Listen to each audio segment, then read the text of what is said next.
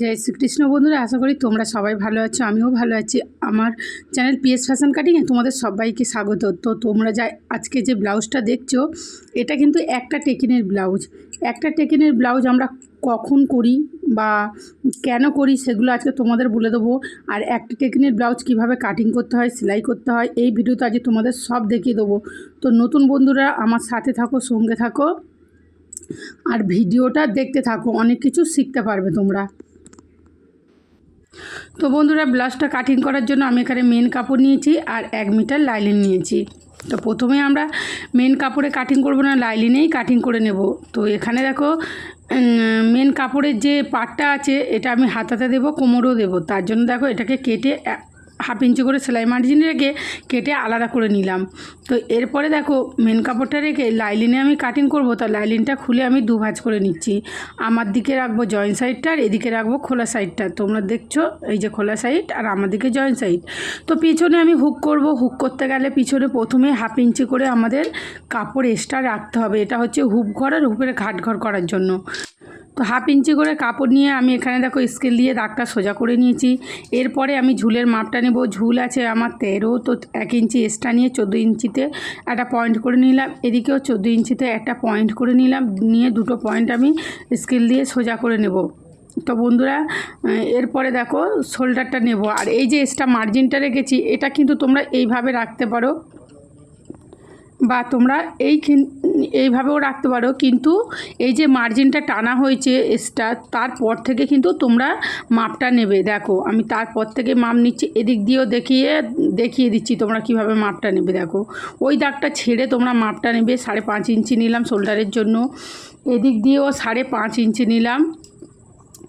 দিয়ে দুটো পয়েন্ট মিলিয়ে দাগটা সোজা করে নেব। আর এখানে কিন্তু আর্মহোলের জন্যও আমি 5.5 ইঞ্চি নেব। দেখো 5.5 ইঞ্চিতে পয়েন্ট করে নিলাম, দিয়ে দাগটা এদিকে সোজা করে নিলাম। এবার ছাতি আছে আমার 36, 36-এর 4 ভাগ 9 ইঞ্চি, তার সাথে 1.25 ইঞ্চি আমি এক্সট্রা নিলাম। কোমর আছে আমার 28, 28-এর 4 ভাগ 7 ইঞ্চি, 1 ইঞ্চি টেকিন, আর এখানেও 1.25 ইঞ্চি আমি এক্সট্রা নিলাম। তো এরপরে দেখো আর্মহোলের জন্য আমি 1 ইঞ্চি আর 2 পয়েন্টে একটা পয়েন্ট করে নিলাম। নিয়ে আর্মহোল যতটা আছে এটাকে হাফ করে নিয়ে এর মিডিল থেকে আর এই পয়েন্টটা ছুঁয়ে আমি আস্তে আস্তে আর্মহোলের শেপ দিয়ে দেবো। দেখো ঠিক 2 পয়েন্ট মতো নিচের দিকে আমি নামিয়ে দিলাম। এই নামিয়ে না দিলে এই বগলের কাছে কিন্তু কাপড়টা ফুলে থাকে। আর উপর থেকে 1/2 ইঞ্চি, সাইড থেকে 1/2 ইঞ্চি ছেড়ে তারপরে তোমরা আর্মহোলের মাপটা নিয়ে দেবে। আর্মহোলটা আমার এখানে লাগবে 7.5 ইঞ্চি। তো এখানে আমার একটুখানি বেশি আছে। আর পিছন পাটে যেহেতু আমার 10 ইঞ্চি ডিপ হবে, তার জন্য এই দেখো ঠিক 1/2 ইঞ্চি নয় 1/2 ইঞ্চি মতো আমি এখান থেকে ভিতর দিকে ঢুকিয়ে নিলাম। তাহলে কি হবে বলো তো বন্ধুরা, এই দেখো এখানে আর্মহোলটাও আমার ঠিক আছে, পারফেক্ট আছে। আর ফিটিংসটাও কিন্তু খুব ভালো হবে। আর ফিটিংসটা তো তোমরা দেখলেই বন্ধুরা, প্রথমে দেখালাম কতটা ফিটিংস হয়েছে। এরপরে দেখো মার্জিনটা ছেড়ে তারপর থেকে 2.5 ইঞ্চি নিলাম পুট গলার জন্য। আর গলার ডিপটা দেখো আমি এখান থেকে 10 ইঞ্চি নিয়েছি গলার ডিপ। আর এদিক থেকে নিয়েছি দেখো 3 ইঞ্চি। উপর থেকে 2.5 ইঞ্চি নিয়েছি আর এদিক থেকে আমি 3 ইঞ্চি নিলাম। নিয়ে এবারে দেখো ওই উপরের পয়েন্ট আর নিচের পয়েন্ট মিলিয়ে দাগটা সোজা করে নিয়ে আর এখানে কিন্তু একটা গোল গলার শেপ দিয়ে নিলাম। একটু ভিতর থেকে ঢুকিয়ে নিলাম 1.25 ইঞ্চি। দেখো দিয়ে যেহেতু কাস্টমার আমার বলেছে ব্যাক পার্টটা ছড়ানো হবে, তো এইভাবে আমি শেপটা দিয়ে নিলাম।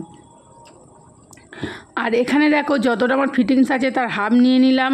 নিয়ে 5 ইঞ্চি নিলাম। নিয়ে উপরে উঠিয়েও নিলাম 5 ইঞ্চি। দুদিক দিয়ে 1/2 ইঞ্চি করে আমি টেকিনের শেপটা দিয়ে নিলাম। তো এখানে আমার ড্রয়িংটা কমপ্লিট হয়ে গেছে। আমি টেকিনের এখানে একটা কাট লাগিয়ে নিলাম, নিয়ে কেটে নিচ্ছি। দেখো বন্ধুরা, তোমরা যখনই মাপ নেবে, অনেক কাস্টমারের দেখবে কটুরি দরকার লাগে না। তো কটুরি যখন আমাদের কাস্টমারের দরকার লাগে না, তখন কিন্তু এইভাবে ব্লাউজটা করবে, খুব সুন্দর হবে একটা টেকিন দিয়ে। বা কাস্টমার অনেক সময় দেখবে প্যাডেড চায় না, আমরা একটা টেকিনের করলে প্যাডেড দিয়ে দিই, কিন্তু কাস্টমার চায় না। তখন আমাদের কি করতে হবে, এইভাবেই ব্লাউজ করতে হবে। তো এইভাবে ব্লাউজ করলেও সুন্দর হয়, সেটা তোমাদেরকে আমি দেখালাম। এবার দেখো সামনের দিকে 1 ইঞ্চি বেশি নিয়েছি কাপড়। নিয়ে পিছন পাটটা বসিয়ে আমি হুবহু দাগ দিয়ে নিলাম। দেখো শুধু সামনের থেকে 1 ইঞ্চি বাড়িয়ে রেখেছি। এরপরে দেখো আর্মহোল আমি নিয়েছিলাম 5.5 ইঞ্চি ব্যাক পার্টের জন্য, এখানেও 5.5 ইঞ্চি নিলাম। নিয়ে এদিক দিয়ে দাগটা দিন, যেহেতু আমাদের এখানে আর্মহোলের শেপ দিতে হবে, তো দাগ দিয়ে নিলাম। এবার গলার ডিপটা নিচ্ছি। দেখো গলার ডিপটা আমি এখানে 6 ইঞ্চি নিলাম, এর বেশি নেব না, 6 ইঞ্চি নিলেই হয়ে যাবে। তো এখানে দেখো একটা সুন্দর গলার ডিজাইন করে নিলাম। দেখো সুইট হার্ট ডিজাইন করে নিলাম।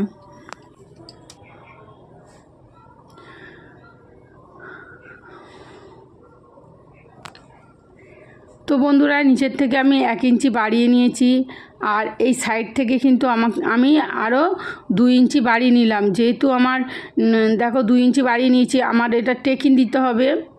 তো দেখো আমি টেকিনটা দিচ্ছি। আর এখানে দেখো ফুল বাস্টের পয়েন্ট করে নিলাম।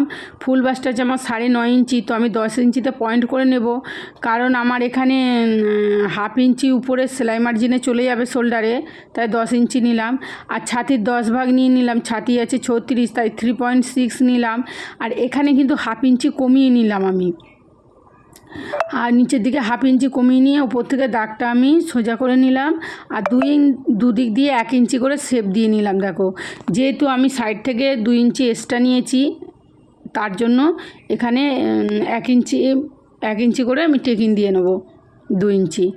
আর এখানে দেখো এই দাগটা দিলাম, কারণ হচ্ছে আমার পিছন পাটের সাথে তাহলে সামন পাট সমান সমান থাকবে, তা নাহলে সামন পাটটা বড় হয়ে যাবে এই দাগটা না দিলে। তো এখান থেকে এবার এই যে হয়ে গেছে, আর কিছুই করতে হবে না, কেটে নিচ্ছি।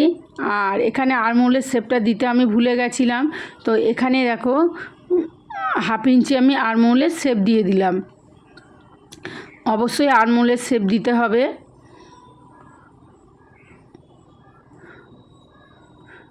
তো দেখো বন্ধুরা, এখানে কাটিংটা আমার হয়ে গেল সামন পাটটা। আর হাতাটা আমি পপ হাতা করেছি, সেটা আমি আলাদা করে ভিডিও তোমাদের দিয়ে দেবো, তো দেখে নেবে পপ হাতাটা আমি কী করে করেছি। তো এখানে দেখো এই যে এদিকে মার্জিনটা দিয়েছিলাম, তো এখানে ছাপ পড়েই গেছিলো, তো এখানে ভালো করে মার্জিনটা দিয়ে নিলাম। এই যে দুটো টেকিন এইভাবে দিয়ে নেব। তো বন্ধুরা, আমাদের লাইলিন কাটিংটা হয়ে গেল। এবার মেন কাপড়ে রেখে আমরা কাটিং করে নেব। দেখো সামনের পাটটা আমাদের জয়েন্ট থাকবে, তো জয়েন্ট দিকে রেখে সামনের পাটটা আমি কেটে নিলাম। এরপরে পিছনের পাটটা কাটবো, আর পিছনের পাটটা তো আমাদের জয়েন্ট থাকবে না, তাই জন্য আমি এখান দিয়ে দেখো এইভাবে কেটে নিলাম। কারণ এখানে আমি পপ হাতা করব, অনেকটাই কাপড় লাগবে, হাতার জন্য কাপড় বের করতে হবে, তাই এখানে আমি ম্যানেজ করে কাপড়টা কাটিং করছি। বন্ধুরা, তোমাদের জন্য একটা টিপস, ভালো করে ভিডিওটা দেখো। তোমরা যখন কোমরে পাড় লাগাবে আর এই গলাতে জরির পাইপিং দেবে, তোমাদের কিন্তু কোমরে আর গলাতে পট্টি লাগানোর কোনো দরকার নেই। তাহলে কিভাবে করবে দেখে নাও। প্রথমে লাইলিনটাকে বসাবে, সোজা পাটের উপর বসিয়ে দেখো কোমরটা সেলাই করছি। যেহেতু আমি কোমরে পট্টি লাগাবো না, কোমরটা সেলাই করে নিচ্ছি। দেখো কোমর নিচে। আর এরপরে দেখো গলায় পট্টি লাগাবো না। তাহলে প্রথমে তাহলে কী হবে, আমরা গলাটা সেলাই করব। গলাটা সেলাই করার সময় এখানে দেখো রাউন্ড থাকে, তোমরা যারা নতুন সেলাইয়ের কাজ করছো, তোমাদের কিন্তু এই রাউন্ডটা সেলাই করতে অসুবিধা হয়, কোনো সময় কম সেলাই হয়ে যায়, বেশি সেলাই হয়ে যায়। তো তোমরা কিভাবে, এইভাবে চক দিয়ে, আমি যেভাবে দাগ দিয়ে দেখিয়ে দিলাম, এভাবে দাগ দিয়ে সমান করে দাগ দিয়ে নিয়ে সেলাইটা করবে, দেখবে খুব সুন্দর সেলাইটা হবে, যেভাবে আমি করেছি দেখো। তারপরে এভাবে কাট লাগিয়ে নেবে। কাট লাগিয়ে নিলে, যেহেতু গলাটা রাউন্ড, গলায় কাট লাগাবে, কোমরের কাট লাগাতে হবে না। তারপর এভাবে উল্টিয়ে নেবে। উল্টিয়ে নিলে কি হলো, দেখো উল্টানো হয়ে গেল। তো এরপরে দেখবে এটা সেট করে নেবে। প্রথমে কোমরে এরকম একটা লাইলিন আর মেন কাপড়টা এরকম ধরে প্রথমে একটা সেট করে নেবে। এই যে সেট করে নিলে, এরপরে গলার দিকটাও একটা সেলাই দিয়ে, এই সেলাই মুখে মুখে দিতে হবে না বা সুন্দর করে দিতে হবে না, কারণ এর উপরে তো আমরা পাইপিং বসাবো, সেই জন্য এইভাবে দিলেই হবে। তারপরে দেখো এখানে সাইডটা আমি সেলাই করে নিয়ে বাড়তি কাপড়টা কেটে পরিষ্কার করে নেব। দেখো বাড়তি কাপড়টা কেটে পরিষ্কার করে নিয়ে এরপরে দেখো আমি টেকিনটা দিয়ে নেব। টেকিনটা দিয়ে নিলে কি হয়, পাটটা কিন্তু অনেক কম লাগে। তো কোমরে আমি টেকিনটা দিয়ে নিচ্ছি। তো এই পাটটা আমি দুটো হাতাতেও লাগাবো আর কোমরেও লাগাবো। কাস্টমার আমার বলেছে কোমরেও দিতে, সেটাকে আমাকে এইভাবে ম্যানেজ করে দিতে হবে। দেখো পাটটা তো অনেকটাই কম থাকে, হয় না, তা ব্লাউজটা ছোট বলে হয়ে গেছে, ছোট সাইজের বলে। তো দেখো পাটটা আমি কিভাবে বসাচ্ছি, পাটটা এইভাবে যেভাবে আমি বসাচ্ছি সেইভাবে তোমরা বসাবে টেকিনটা দেওয়ার পরে। এখানে এইভাবে পাল লাগিয়ে দিলে কোমরে কিন্তু কোমরপট্টি দিতে লাগে না, আর এতে কোনো অসুবিধাও হয় না। তোমরা কাজ কম সময়ের মধ্যে কিভাবে সহজভাবে করতে পারো আমি সেই টিপসটা দিয়ে দিলাম। আর যারা পুরনো তারা তো জানোই। দেখো এই যে মুখে মুখে একটা করে সেলাই দিয়ে পাটটা বসিয়ে নিলাম, তারপরে কিন্তু আর একটা করে আমি ঠিক এক দূরত্ব, মানে ওই মুখে মুখে সেলাইটার পরে দূরত্ব করে এই 2 পয়েন্ট দূরত্ব করে আরেকটা করে সেলাই দিয়ে দিলাম। এতে কিন্তু খুব ভালোভাবে বসে যাবে।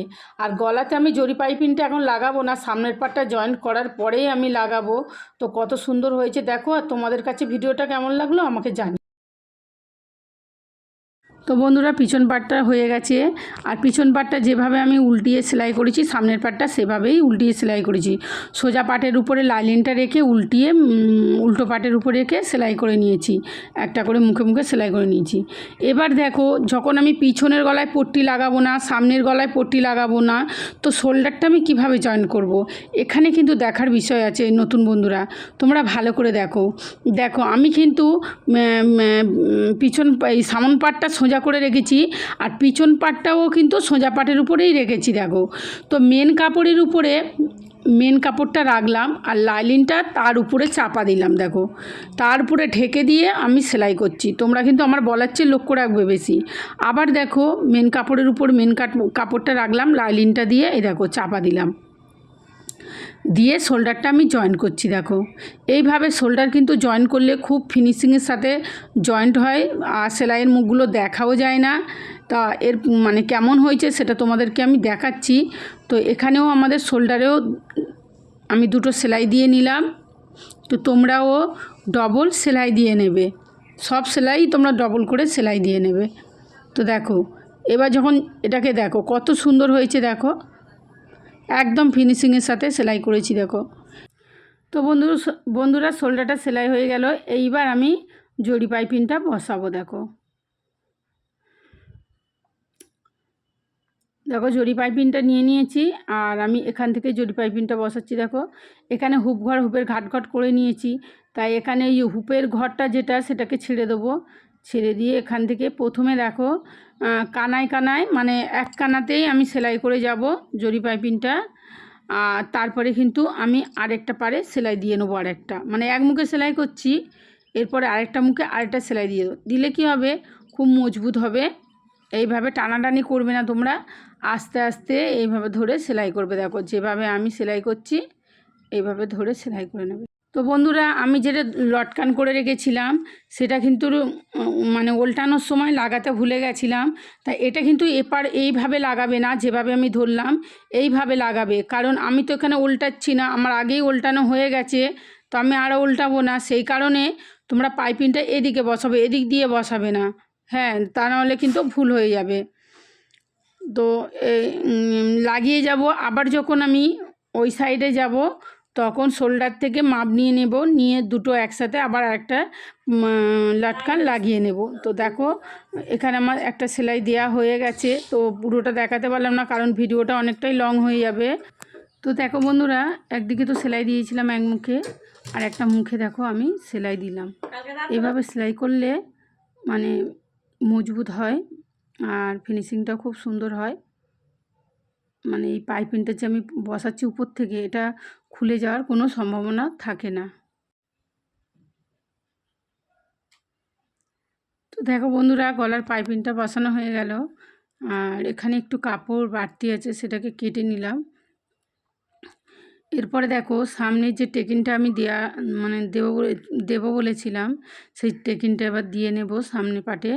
তো সামনে পাটে টেকিনটা দিতে গেলে দেখো আমরা প্রথমেই ধরে কিন্তু টেকিনটা দেব না, অনেক সময় কি হয় লাইনিং থেকে কাপড়টা সরে যায়, সেখানে কিন্তু ফিনিশিংটা ভালো হয় না। তা প্রথমে আমরা কাপড়ের সাথে সেট করে নেব একটা হালকা এরকম সেলাই দিয়ে। দেখো এই সেলাইটা মানে একটু বড় বড় করে মাঝখান দিয়ে এই যে দিলাম। এরপরে যখন আমরা টেকিনটা দেব, টেকিনটা দেওয়ার পরে এই যে সেলাইটা আমরা টেনে খুলে নেব।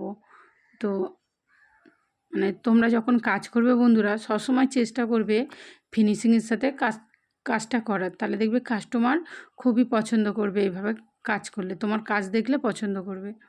তো দেখো এখানে টেকিনটা দিয়ে আর সুতোটা টানলেই খুলে যাবে, সেটা আমি তোমাদেরকে দেখাচ্ছি। দেখো টেকিনটা দেওয়া হয়ে গেছে। এদিকে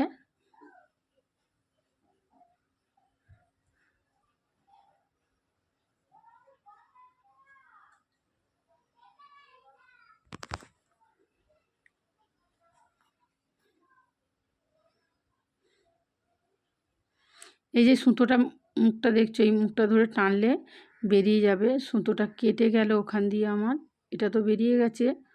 ওটা ধরে আবার টানতে হবে মুখটা ধরে, কারণ এইভাবে খুলে থাকলে, বেরিয়ে থাকলে ভিডিওটা এটা মানে ব্লাউজটা ভালো হবে না, ফিনিশিংটা। তো দেখো দুটো সুতো আমি টেনে খুলে দিয়েছি। আর এখানে কিন্তু আমার কাস্টমারের যতটুকু কটুরির দরকার সেটা আছে।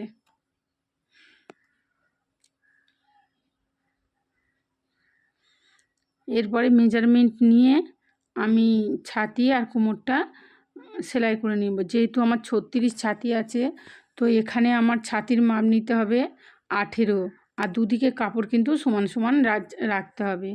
আর কোমর 28 আছে, তা 28-এর ডবল ভাঁজ হচ্ছে 14 ইঞ্চি রাখতে হবে।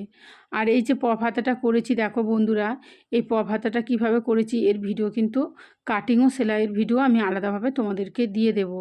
এর আগেও দেওয়া আছে আমার চ্যানেলে পপ হাতা, তবুও আজকে আমি সহজভাবে তোমাদেরকে আবার দেখিয়ে দেব। তো হাতাটা লাগাবো, দেখো জয়েন্ট দিক দিয়ে আমি কিভাবে হাতাটা লাগাই।